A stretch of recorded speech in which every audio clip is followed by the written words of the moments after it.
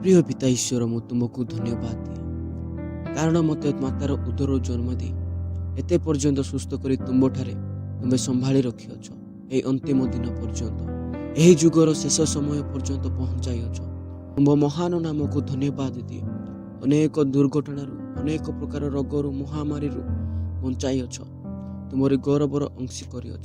आज अनेक लोक अनेक प्रकार एही जगतर मोहमाया पड़ी अनेक विषय लुप्त अच्छा किंतु मु तुमको धन्यवाद दिए कारण तुम्हें मते सुजोग दिल तुम से प्रिय नाम को जानिबा पाई। तुमको धन्यवाद दिए तुमर पुत्र पुत्री को रखि हे पिता तुम्हें कहितिबा वाक्य अनुसार एही जगत मध्य अनेक अद्भुत अद्भुत विषय मान वो तुम्हें कहितिबा वाक्य अनुसार देश मध्य देश लड़े पाई उठिले सागर और महासागर रे अनेक प्रकार चिन्ह सब देखा गलानी।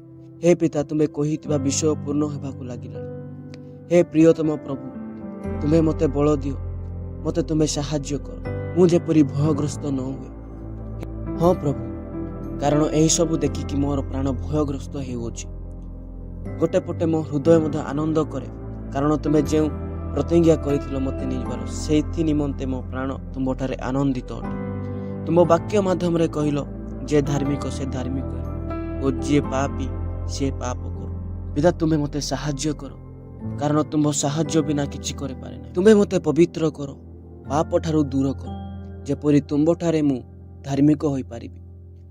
एही शेष समय रे किए काहार नाही पिता सब टंका पाई कि आज काहाकू मरण मध्य करि पकाउछि।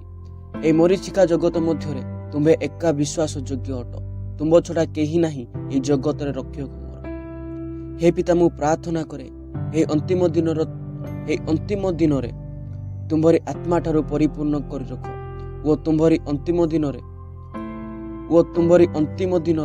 अभिषेक को दियो जेपरी से अभिषेक मते सिखाइबो मते बाट देखाइबो तुम्हारी आगमन रे जेपरी तैल धरी रही तुम्हारी आसीबार बाट देखी शरीर कार्य को न करी शरीर अभिलाष को छाड़ी तुम्हारी आत्मा को विषय को मोर कार्य रे करि पारिबी। हे पिता मु प्रार्थना करे मते देइथिबा मोर बापा माँ भाई भौणी पिला माने समस्त को तुम निकट रे समर्पण करूछि। तुम्हें सेमानकु मध्य आशीर्वाद कर अनुग्रह कर सेमानकु मध्य ए शेष दिन रे तुम सहित एक उत्तम संपर्क गढ़िबा निमंते तुम्हें साहाय्य कर।